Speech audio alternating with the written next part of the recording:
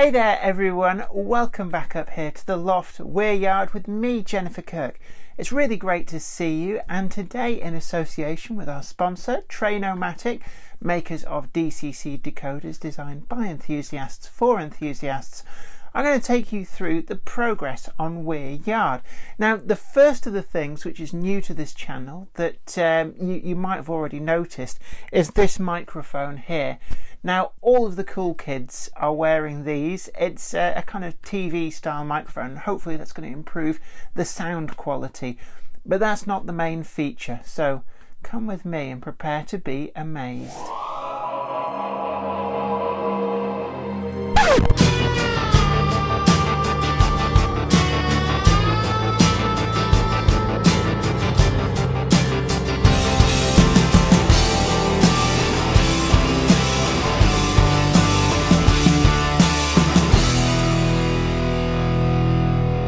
The main feature of today's video is actually the back scene that Les Cliff has been making for me. Now, I found this on my doorstep. He was doing some essential shopping and just slung it out as he went past. He did warn me in advance, but it's an amazing piece of art, and this is the first part of the new back scene to go along the back here. And it's an area that at the moment is just this kind of plain, boring blue wood. And the reason for that was when I built this layout, I just painted everything I could with some kind of sky blue paint. And I thought, you know, rather than get all bogged down with thinking, what am I going to do for a back scene? A nice neutral sky blue would just give me a palette to work from. So this now will replace that, and really this is amazing. This is what Les has dropped off. Now, he was out doing his essential shopping and he slung this out of the car as he went past, so we never touched each other, but certainly this has been a great surprise for this to turn up today. And you can see he's been really hard at work recycling some of the old Metcalf kits that came off his old layout that he's had to dismantle because the building's getting sold. But it's really amazing just how well these have all come together, and it never ceases to amaze me how great his artistry is. And even these sort of background buildings, so it's not just this one layer that he's done, there's other layers of buildings going on behind, and this area here as well, where you've got that different perspective.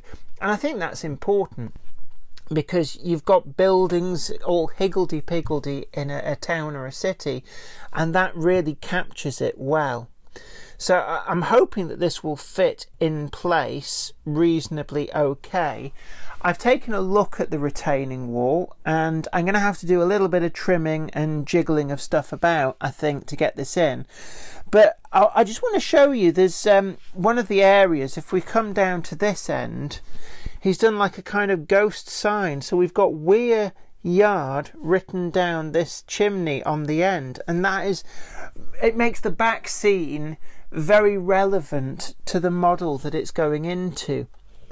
Other things he's done is kind of made good use of some of these extra bits and pieces to really give a three-dimensional air about it. There's some old lamps as well, which will, you know, give it even more character. And I like the graffiti he's done down at that end as well. I'm not sure how relevant that would be for a layout set in the late 70s. I don't actually know what kind of graffiti you used to get in the 70s, but certainly that kind of semi-disused advertising hoarding really does work well. And he's even put one of these phone booths with a guy there. There's a bird on there. There's just so much going on. I'm really looking forward to actually getting this into position. It's going to be the first of probably 3 separate sections that are going to go in, maybe even 4. But I think that this is going to look amazing in place. Now, the first thing I want to do is to actually just put this to one side, because I need to prepare the ground, so to speak. You can see the Metcalf retaining wall, and this has kind of been designed to fit in behind that, but there isn't as much space as actually I'd be happy with. So my first job is actually going to be to take a very sharp Stanley knife and just trim the tops of each of the pillars, the posts. They have capping stones and they overhang at the back. So if I can cut them flush, that gives me an extra couple of millimeters that is going to be really important to get this to fit into place. So let's get on, let's do that. So it's a little bit of a faff here, and you can see these capping stones, they overhang front and back. So what I want to do with the sharp blade is, I'm just going to try and get in there. I'm going to do this left-handed. Just use the blade to very carefully sort my way across the back.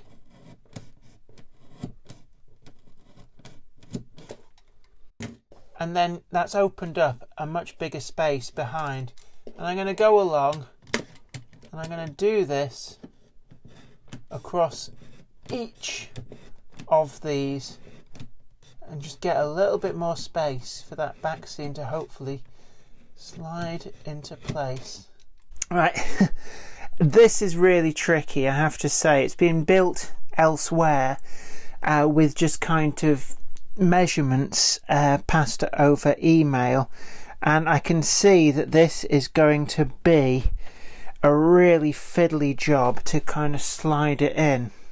The reason for this is partially because there's so much other stuff in the way. I've got to somehow work my way around this monitor and the cables. This is the trouble with retrofitting anything into your model railway. It wasn't always quite designed with ease of fitting in mind.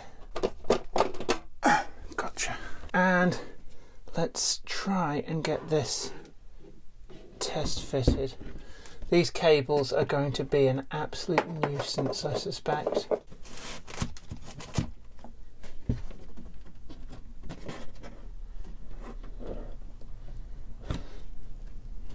Right. As predicted, it's a little bit difficult, so I'm going to try and get a tool that I can just ever so slightly lever that Metcalfe walling out of the way. So, what do I have? Just like a wallpaper type scraper, the idea being that I can just gently lever the Metcalfe wall away far enough that I can then hopefully just drop the card in behind. It's going in slowly. Feels like it's sticking on something just there. So we can get a sense of how it's going to look, but this is certainly not for the faint-hearted. With hindsight, the model really should have been built with a bigger gap behind there, but I never really envisaged that I was going to be gifted a Backscene of this nature. I think I can do it, but it's not easy. I can hear glue cracking and I'm like, I don't really want to break anything. But once this is in, it truly is going to look absolutely amazing.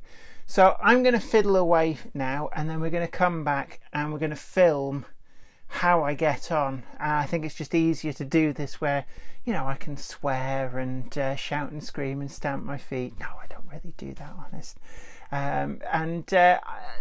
Come back and I'll show you the end results. We'll see where we get. Getting that in proved very difficult. Luckily it's not really damaged it. I had to take the foam box off because that really wasn't going for it. There's a couple of parapets on the retaining wall need repairing, which I can do, that's not a problem. But overall it's great and it looks amazing. So what I'm going to do now is I'm going to run a bead of glue across the top. I'm going to use some drawing pins to hold that tight against the wall whilst that glue sets, and then hopefully that's in for keeps. The retaining wall at the bottom will just hold it in nice and tight. It doesn't really need a lot of glue, and actually you don't want to put too much glue in because if it ever needs to come out again it never would. But that really has changed the outlook. I'm just amazed at how great this looks. It really is amazing. So big up to Les Cliff. I know he does do commissions, so if you can find him, if you know who to call, then maybe you can find and hire Les Cliff. He does do commissions, and certainly this is quality craftsmanship. Well, we've got the second part of the back scene in now. It's actually coming together really, really quickly. And I'm really pleased with the way that Les has actually got it so that the join between the two is right where there's a very tall chimney. And that hides the gap really, really well.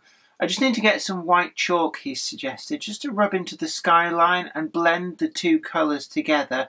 But right now, we've got some pins in to hold it whilst the glue dries. But you can see it is so much better than it was. It just leaves me wondering how I even thought what was there before was even a fraction as good and worth putting in there. So I'm really pleased with how this has come together. So really looking forward for what he's cooking up for the final section, and that's going to be a little bit tricky to fit because I've got to carve out where a previous retaining wall was, but I've got every confidence that it's all going to come together. We've finally got in the next section of the back scene, and I'm sure you'll agree that Les has done a sterling job. The paint's still wet and there's still a few bits and pieces to do, including I've got to put some trees in just to help hide the cables for the monitor where they pass behind the bridge. But overall, I think we've just about got everything in, and that new Metcalfe retaining wall is so much improved. We've reused the buildings that were there before, but oh boy, don't they look so much better. And there's all these other buildings too that go off at strange angles, and we can see the start of the hillside rising up. And there's just now the final piece that Les will do that will mix the two different back scenes together and make them seem one continuous countryside. This is amazing work by Les. I am so happy that he has done this for me. I'm also really pleased with this bit in the middle. I had the kind of culverted deep stream, almost a canal here, but Les has run with that idea and made it go out to almost like a boating lake beyond and a river going off into the distance, and it really does bring this area to life. You can imagine this being the runoff from almost like a boating lake that people would go and sail, paddle in and do all sorts of recreational stuff. And then it blends perfectly and seamlessly into the more industrial end of this back scene, where we get the big mill buildings rising up, making really good use of those broken kits that Les had that would have otherwise just gone in the bin. And again, at the other end, they just blend back into that large mill building, and it really brings this whole scene to life. Well, I hope that that video was enjoyable for you. It's been great having your company. I always do enjoy showing you around some of the new progress up here on Weir Yard. And I'm sure you'll agree, actually, that back scene does look amazing. But don't forget to like this video, share it too, also subscribe to the channel. You'll be the first to know about new videos as and when they go up. And also you can check us out over on Patreon and support the channel there if you so wish. And if you want to get yourself a quality t-shirt or mug or any of the other merchandise, we've got a link for that too. So be sure to check that out, and you can be one of the cool kids walking around in your Jenny Kirk branded tops and stuff. But until next time, you take really good care of yourself. Stay safe now, and I look forward to seeing you back here again. Bye for now. Today's video is sponsored by Trainomatic, makers of DCC decoders designed to be fully compatible with every manufacturer's locomotive. Visit train-o-matic.com to browse the full range and see what they've got suitable for you. I'd like to send out a huge thanks to everybody who supports me on Patreon. And an extra special huge thanks goes out to Anthony Kidson, Michael Churchwood, Anthony Hunt, William Wade, Wayne Johns, Offshore Allen, oorail.co.uk, Tepic, Michael Lockie, Helen Sink, Peter Bolton, Brian Smith, Brian and Dorothy Mudd, Judge Mortis, and Gary Lewis. Thank you. Without you guys, I couldn't do this.